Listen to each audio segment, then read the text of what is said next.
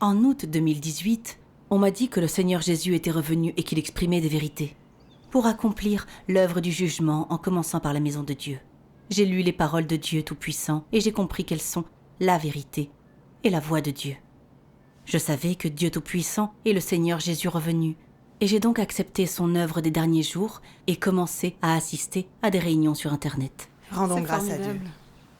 J'étais joyeuse à l'idée d'accueillir le Seigneur, quand soudain, une bataille spirituelle inattendue s'est déroulée à la maison. Un jour, en octobre 2018, mon mari m'a envoyé un message qui disait « Tu ne vas plus à l'église ces derniers temps. C'est quoi ce livre que tu lis sans arrêt ? De quoi est-ce que vous discutez pendant ces réunions sur Internet ?» Comme je venais d'accepter l'œuvre de Dieu des derniers jours, je ne pouvais pas expliquer ça clairement. Mais mon mari était croyant depuis son enfance, il collaborait avec l'Église. Je devais donc partager avec lui la nouvelle du retour du Seigneur. Oui, je lui ai alors dit, nous sommes dans les derniers jours, et les prophéties sur le retour du Seigneur se sont réalisées. Il est revenu dans la chair, son nom est Dieu Tout-Puissant. Il accomplit l'œuvre du jugement par des paroles pour purifier l'humanité. Ce livre contient les paroles de Dieu Tout-Puissant. Il révèle de nombreux mystères sur la Bible. J'ai découvert la nouvelle œuvre de Dieu et je participe à des réunions avec des membres de l'Église de Dieu Tout-Puissant. Évidemment, je n'assiste plus aux offices de l'ancienne Église. Tu devrais lire les paroles de Dieu Tout-Puissant pour te faire une idée. Je lui ai aussi envoyé le lien du site internet de notre Église. A-t-il ouvert ce lien? Est-ce qu'il l'a fait? À ma grande surprise, il m'a vite envoyé toutes sortes de mensonges et de rumeurs répandues par le Parti communiste chinois sur Internet pour calomnier l'Église de Dieu Tout-Puissant. Par exemple, la fausse affaire de Zhao Yuan que le PCC a mise sur le dos de l'Église. Mon mari, étant philippin, j'ai pensé qu'il ignorait qu'il y avait beaucoup de fausses informations en Chine et qu'il s'était donc fait duper facilement. Bien entendu. Alors j'ai répondu, l'affaire de Zhao Yuan est passée devant un tribunal du PCC.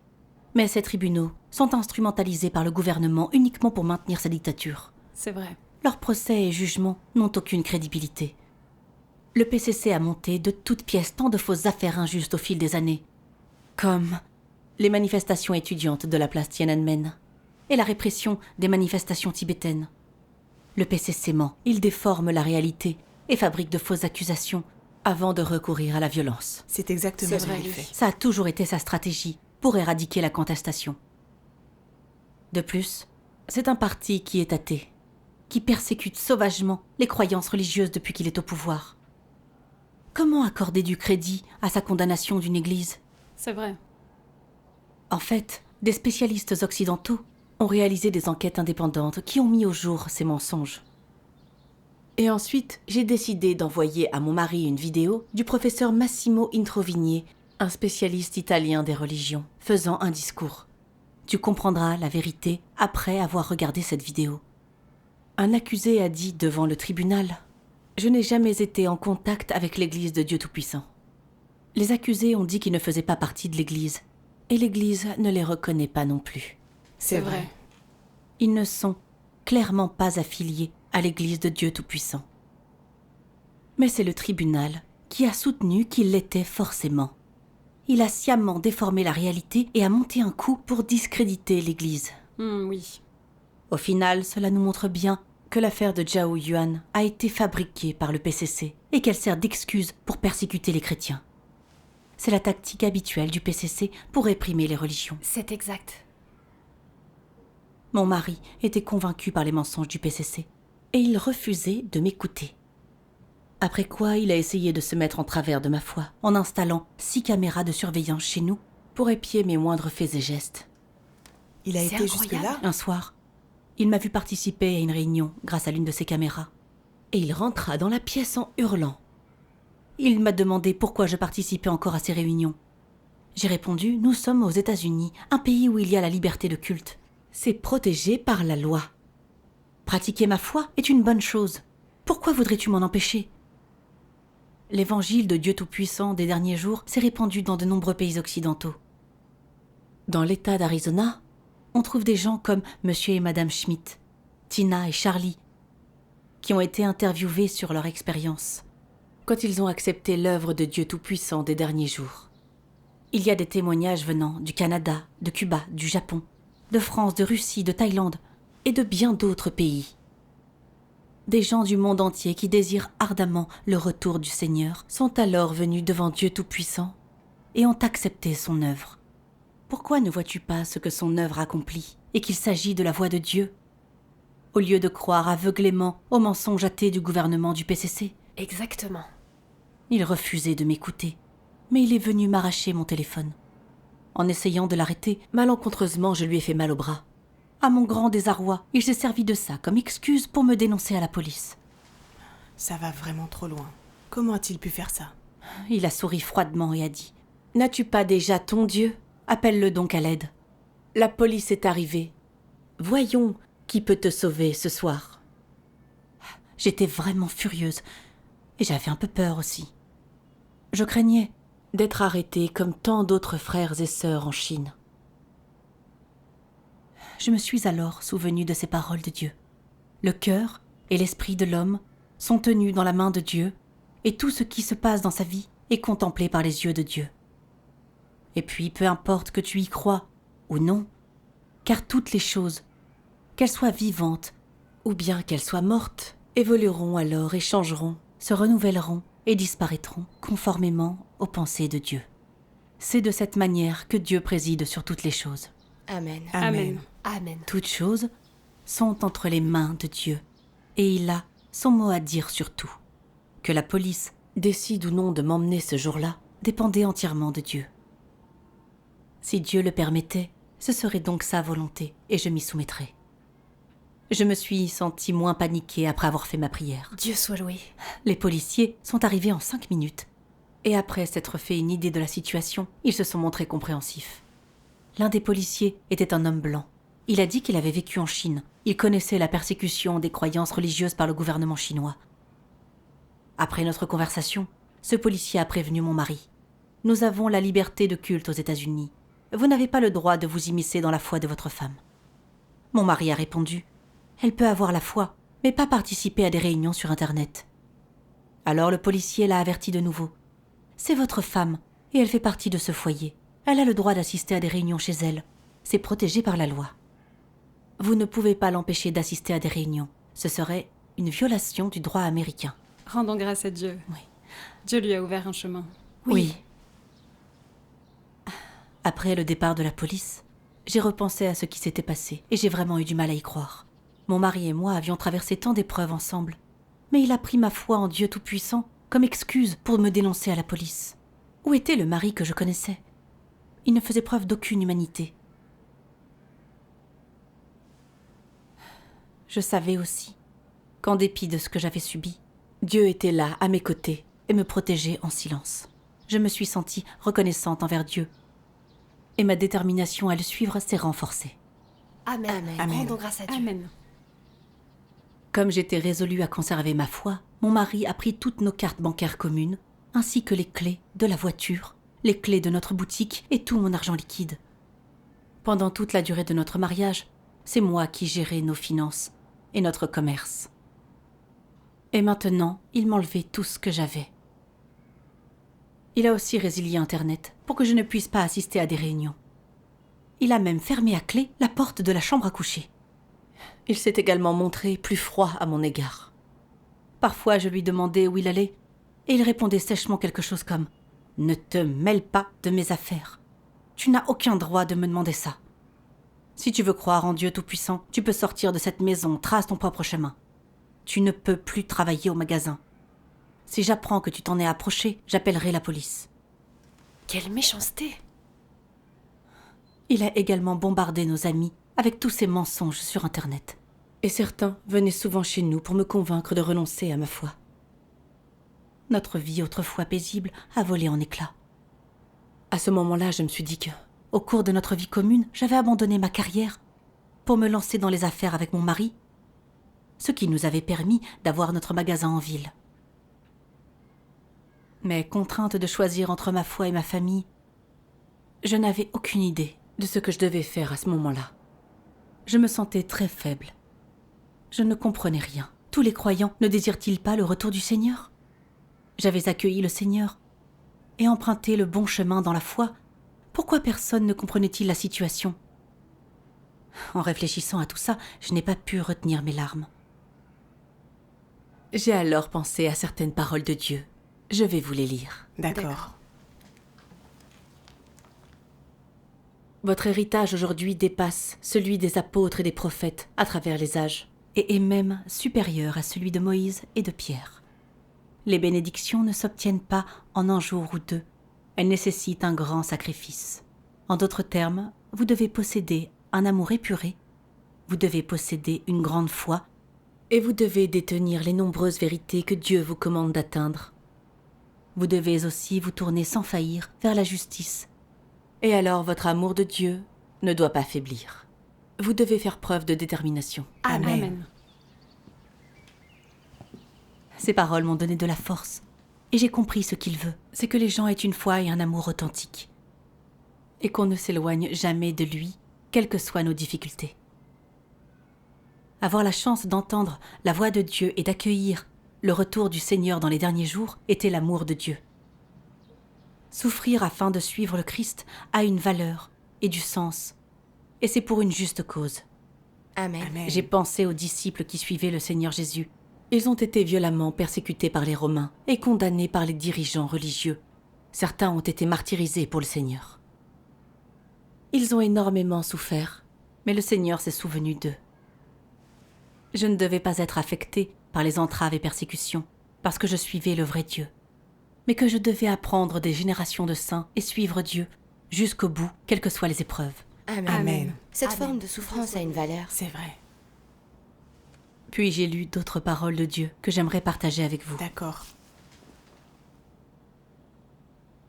Dans chaque étape du travail que Dieu fait à l'intérieur des gens, à l'extérieur tout apparaît comme étant des interactions entre personnes, comme nées des arrangements humains ou d'une interférence humaine. Mais dans les coulisses, chaque étape de travail et tout ce qui arrive sont un pari que Satan a fait avec Dieu et requiert que les gens témoignent fermement pour Dieu. Considérez quand Job a été éprouvé, par exemple. Dans les coulisses, Satan faisait un pari avec Dieu. Et ce qui est arrivé à Job est venu des actions des hommes et de l'ingérence des hommes. Derrière chaque étape de travail que Dieu fait en vous, il y a le pari que Satan fait avec Dieu. Derrière, il y a une bataille.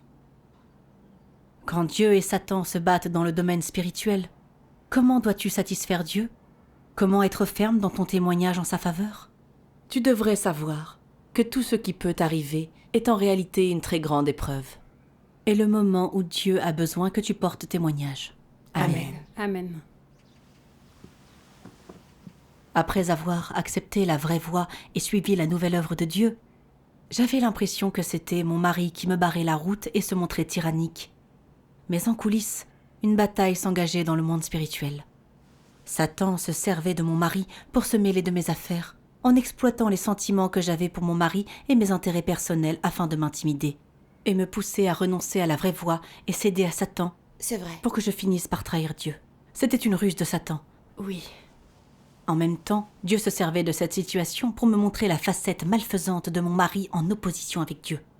Quand mon mari faisait des sermons à l'église, il prêchait la tolérance et nous disait de guetter la venue du Seigneur. Mais il ne se penchait aucunement sur l'œuvre du retour du Seigneur, et il me traitait même en ennemi. Ce n'était pas moi qu'il détestait, c'est Dieu qui l'haïssait et auquel il s'opposait. C'était un non-croyant de bout en bout. Oui. Oui. À mesure que je réfléchissais à ces actes, je ne me sentais plus blessée. J'étais juste vraiment en colère. Nous étions mari et femme, mais suivions des chemins différents. Je savais qu'il ne pouvait plus me contrôler. Plus il était tyrannique, plus je voulais suivre Dieu. De témoigner et de couvrir Satan de honte. Amen. Amen. Rendons grâce à Dieu. Rendons grâce à Dieu. Non seulement je voulais suivre Dieu, mais je voulais également partager l'évangile de Dieu des derniers jours avec d'autres vrais croyants. Amen. Cette pensée m'a donné la force nécessaire pour traverser une telle épreuve. Amen. Rendons grâce à Amen. Dieu. En un rien de temps, j'ai trouvé un nouvel emploi sur un marché près de la maison. J'ai pu y travailler et partager l'évangile. Le travail était vraiment dur, mais guidé par les paroles de Dieu, je me sentais complètement à l'aise. Rendons grâce à Dieu. Mais mon mari a refusé de s'en tenir là. Pour m'empêcher de croire, il m'a volé le vélo avec lequel je me rendais au travail. m'interdisant de travailler. Il a aussi envoyé des clients sur mon lieu de travail pour m'inciter à renoncer à ma foi. Mais ce n'est pas tout. Il a aussi répandu des mensonges sur mon compte à l'église, disant que j'abandonnais notre famille au profit de ma foi.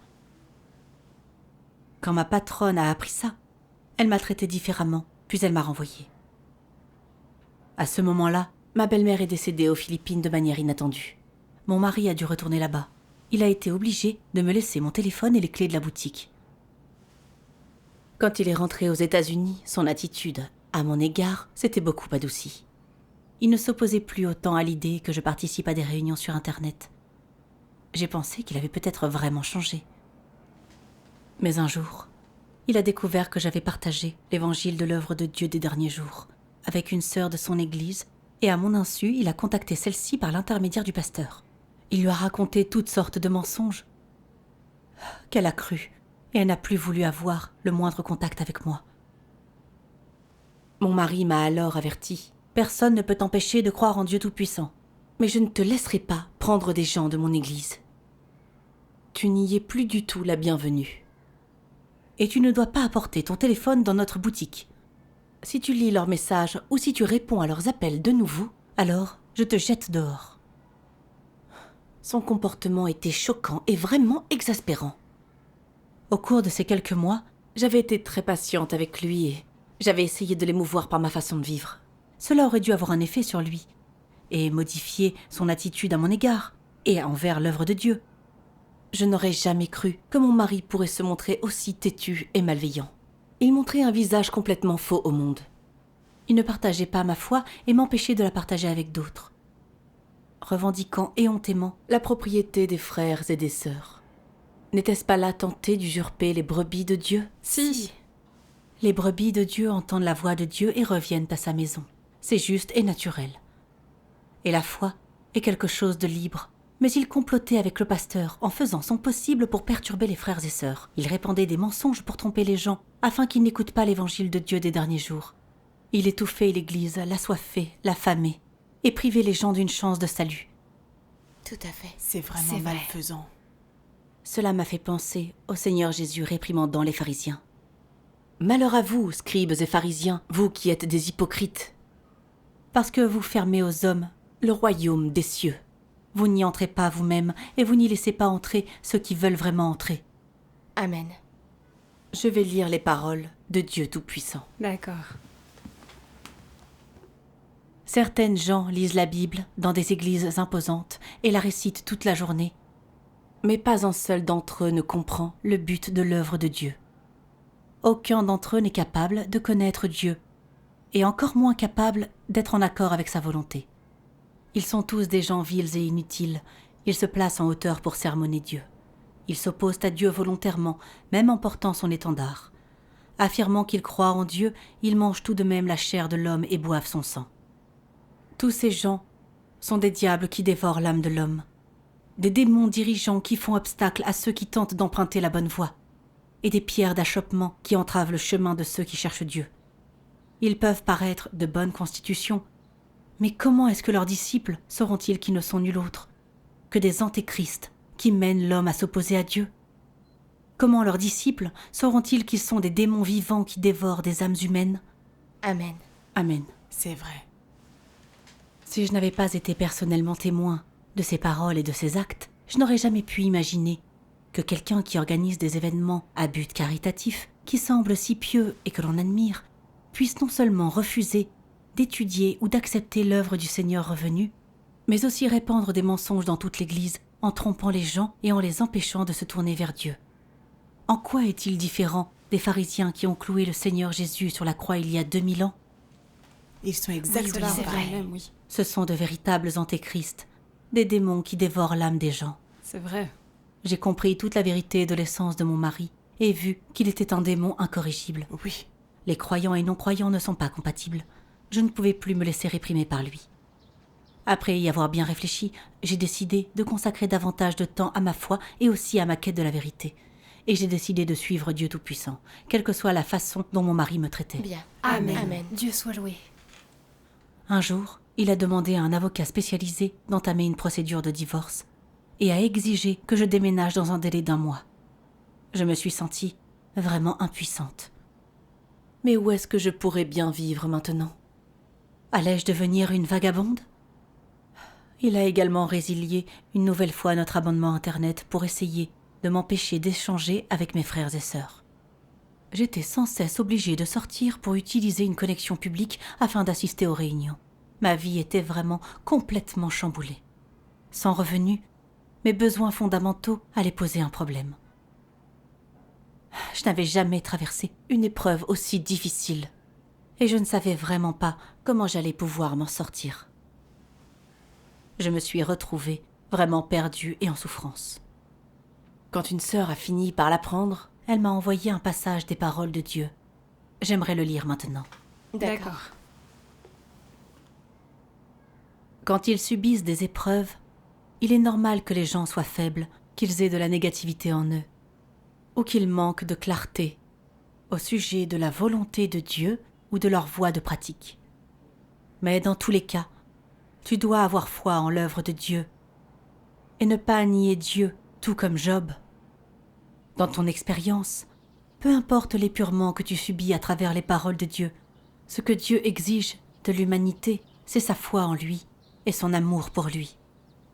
Ce qu'il perfectionne en œuvrant de cette manière, c'est la foi des hommes, leur amour et leurs aspirations. Amen. Amen. Rendons grâce à Dieu. Après avoir lu ce passage, j'ai compris que les menaces de divorce de mon mari étaient quelque chose que Dieu laissait se produire. Quand Job lui-même a enduré ces épreuves, des voleurs ont pris tout ce qu'il possédait et ses enfants ont perdu la vie.